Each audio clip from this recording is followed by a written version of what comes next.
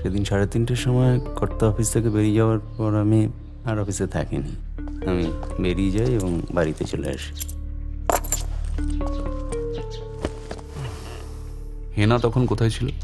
খেয়াল করিনি। তারপরেই ঘন্টাখানেক বাড়িতে বিশ্রাম নিয়ে 4:30টার সময় চিংড়ি চা জল খাবার এনে দেয়।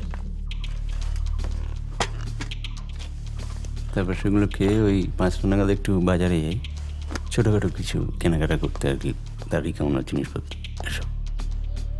আপনি বেরোনোর সময় কাউকে দেখেছিলেন? উদয়কে দেখেছিলাম। উদয় তো কলেজে পড়ে, তখন তোর বাড়িতে থাকার কথা নয়। পড়াশোনায় মন নেই, ভাগ্যবাজ। কলেজ থেকে মাঝে মাঝে বাড়িতে চলে আসে। আপনি ফিরলেন কটায়? আমি কটায় ফিরলাম? 6টা। তারপরে 6টার সময় এসে জিনিসপত্রগুলো ঘরে রেখে একটু বাগানের দিকে যাই, রোজই যাই হাঁটতে। তা সেখানেই আমি ঘটনাটা দেখি, আর এরপরেই আমি পুলিশে খবর দিই।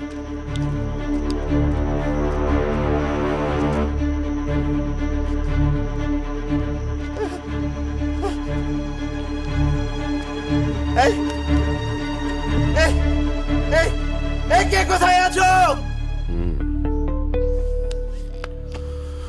রবিবাবু আপনার কর্তা শনি রবিবার করে এক গোপন আস্তানায় যান।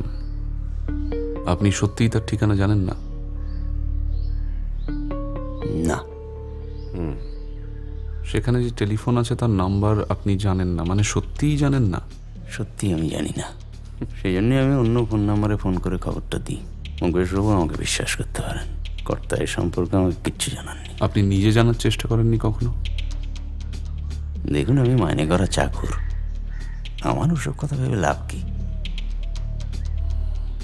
আচ্ছা, কালকে রাত্রেই যে হেনার ঘরে আগুন লাগলো, এই কাগজপত্র সব পুড়ে টুড়ে গেল, আপনি এখানে থাকেন, অদ্ভুতভাবে আপনি জানতে পারলেন না? মানে ব্যাপারটা আপনার নিজের অদ্ভুত লাগছে না? হ্যাঁ, অদ্ভুত কেন হবে? কিচ্ছু অদ্ভুত নয়। আমার এমনিতেই রাতে ঘুম হয় না, আমার ইনসমনিয়া আছে। তারপরে এই শনিবার দিনকে এইসব ঘটনাগুলো ঘটার পরে আমার মনে হলো যে রাতে ঘুম আসবে না। কী করি ওই 3টে অ্যাসপিরিনের ট্যাবলেট খেয়ে শুয়ে পড়লাম। আপনি কি রোজই অ্যাসপিরিন খান? যেদিন মানসিকভাবে বিপর্যস্ত থাকি সেদিনকেই খাই।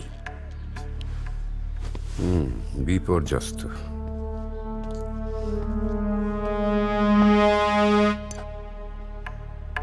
অ্যাসপিরিনের শিশি তো ভরা দেখছি।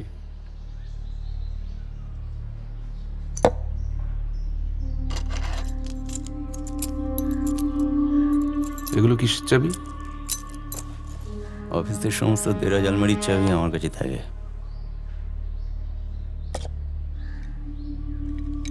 আর এই তালাটা, এটা কোথাকার? এ তো নতুন তালা মনে হচ্ছে।